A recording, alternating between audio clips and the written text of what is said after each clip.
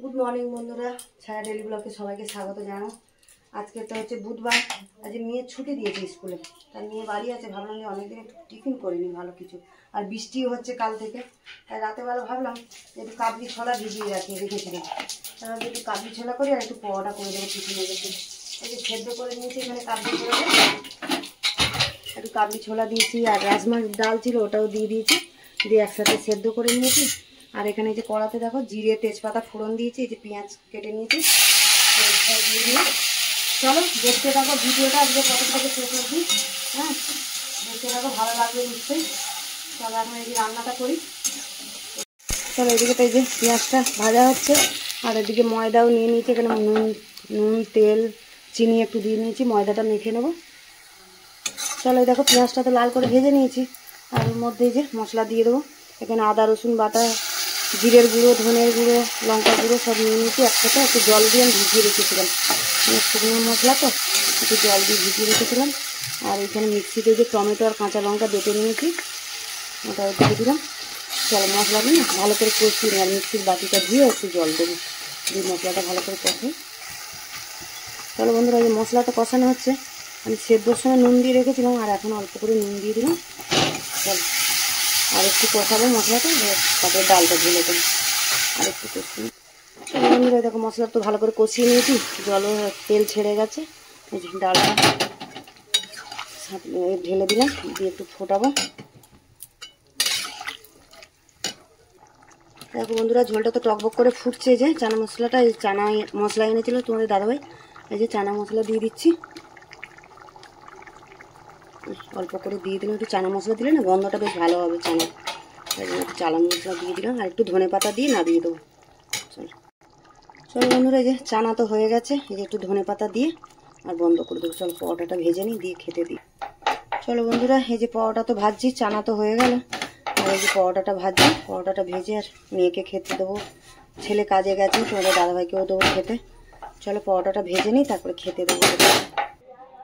চলো বন্ধুরা, দেখো পরোটা তো ভাজা হয়ে গেছে, এখানে চানাও হয়ে গেছে, আর এই যে বাটি নিয়ে নিয়েছি, এই যে বেড়ে দিই ওদেরকে খেতে, আর খেতে দিয়ে দিই। তারপর চল এই যে খাবার গুছিয়ে নিয়েছি, এটা তো তোমাদের দাদাভাইকে দেবো, এটা মেয়েকে দেবো। ছেলে তো আসেনি, আমিও খেয়ে নেবো। চল খেতে বসো। চলো বন্ধুরা, টিফিন তো খেয়ে রান্নার এই যে জোগাড় করে নিয়েছি রান্না করবো বলে। তোমাদের দাদাভাই যে চিকেন এনেছিল, বৃষ্টির ওয়েদারে বলে একটু চিকেন আনি, চিকেনের ঝোল ভাত খাবো।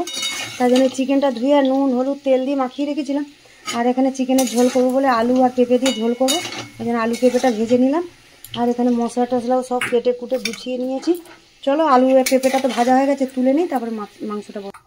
চলো বন্ধুরা, আলু পেঁপেটা তো ভাজা তুলে নিয়েছি। এই তেলের মধ্যে এই যে গরম মশলা ফোড়ন দিয়ে দিলাম, এলাচ লবঙ্গ দালচিনি আর তেজপাতা একটা ফোড়নে দিয়ে দিয়েছি।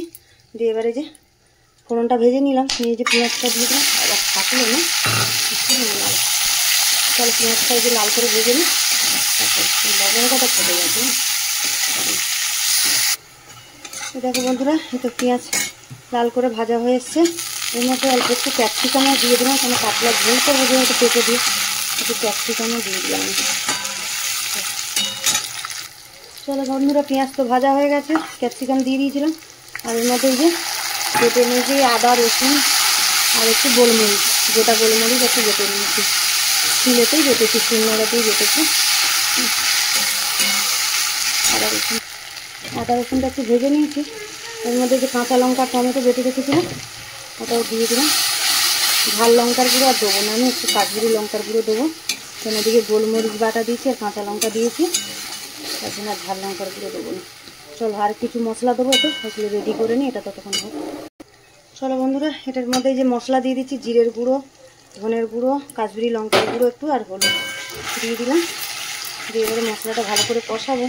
এর মধ্যে আমি নুন তো মাংসতে মাখিয়ে রেখেছিলাম, আর একটু অল্প করে নুন দিয়ে দিচ্ছি, নুন দিয়ে দিলাম।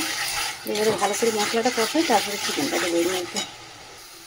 চলো বন্ধুরা, এরকম মশলা দিয়ে তো তেল ছেড়ে গেছে, ভালো করে মশলাটা কষিয়ে নিলাম, নিয়ে যে মাখানো চিকেনটা দিয়ে দিলাম। চিকেনটা দিয়ে এবারে ভালো করে কষাবো, তারপর গরম জল করে দেবো। গরম জলে যে ভাত বসিয়ে দিয়েছি, এদিকে ভাতের জলটা গরম হচ্ছে, এর থেকেই জল বার করে রেখে দেবো। চল চিকেনটা কষানো হোক ভালো করে। দেখো বন্ধুরা, মাংসটা হাফ কষানো হয়ে গেছে, এর মধ্যে আমি দিয়ে দেবো পেঁপে আর আলুটা দিয়ে আর একটু কষাবো। পেঁপে আলুটা দিয়ে দিলাম, দিয়ে আর একটু কষাবো। আর এদিকে যে ভাত ফুটছে আমার। চলো, আজকে তো বৃষ্টির দিনে, বর্ষার দিনে মাংসের ঝোল আর ভাত, আর কিছু রান্না করব না।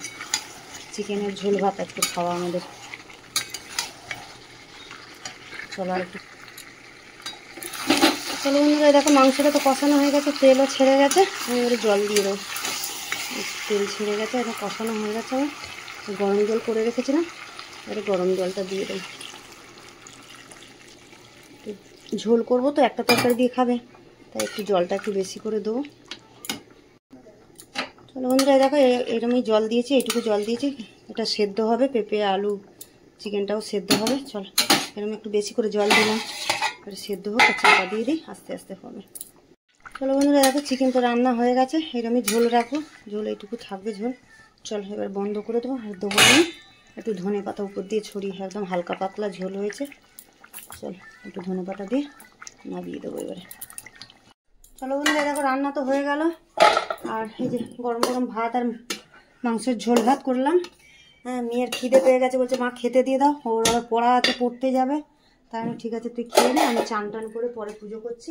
হ্যাঁ, চলো মেয়েকে খেতে দিয়ে দিই। তাহলে এখানে ব্লগটা শেষ করছি, দেখা হচ্ছে আবার পরের ব্লগে। হ্যাঁ, এর মতন টাটা, রাখি তাহলে, এখন শেষ করলাম ব্লগটা।